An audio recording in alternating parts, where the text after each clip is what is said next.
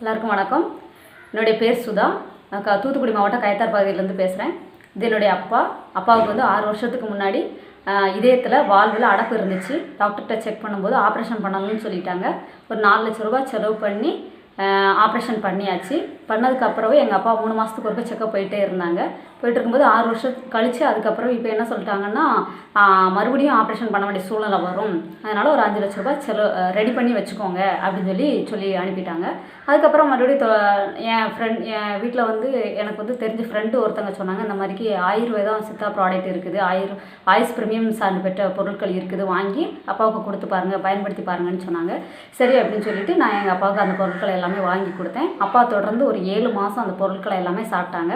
சாப்பிட்டுட்டு இருக்கும்போதே ஒரு 3 மாதத்துக்கு ஒருக்க செக்கப் போகும்போது டாக்டர் என்ன சொன்னாங்கன்னா, இப்போதைக்கு ஆப்ரேஷன் பண்ண வேண்டிய சூழ்நிலை வராது, நீங்கள் பயப்பட வேண்டாம் அப்படின்னு சொல்லிட்டு மாத்திரை மருந்து மட்டும் வாங்கிட்டு போங்க அப்படின்னு மணிக்கு சொல்லிட்டாங்க. திரும்பவும் தொடர்ந்து இந்த பொருட்களை சாப்பிட்டுட்டு இருக்கும்போது திரும்பவும் 3 மாதத்துக்கு அப்புறம் செக்கப் போகும்போது ஆப்ரேஷன் பண்ண வேண்டிய சூழ்நிலையே பண்ண வேண்டாம், அது தேவையில்லை, நீங்கள் தொடர்ந்து இந்த மாத்திரை மருந்து மட்டுமே நீங்கள் வாங்கிட்டு போய் சாப்பிடுங்க, அடுத்து இன்னும் செக்கப்புக்கு 1 வருஷத்துக்கு ஒரு தடவை நீங்கள் வந்து செக்கப் பண்ணிவிட்டு போனால் போதும் அப்படின்னு மணிக்கு நல்ல ஒரு ரிசல்ட்டு எங்கள் அப்பாவுக்கு கிடச்சிருக்குது. எங்கள் அப்பா இப்போ என்னென்ன பொருட்கள் சாப்பிட்டார் அப்படிங்கிறத நான் சொல்கிறேன். இது வந்து 95 ஒரு ஹெல்த் ட்ரிங்க்ஸ், இது வந்து கவாச் ப்ரஸ், ஸ்பைரலா கோல்டு, அப்புறம் வெல்கார்ட், பிளட் பியூரிஃபர். இந்த ப்ராடக்ட் எல்லாமே எங்கள் அப்பா யூஸ் பண்ணாங்க. இப்போ எந்த ப்ராப்ளமும் இல்லை, நல்லா இருக்கிறாங்க. So thank you.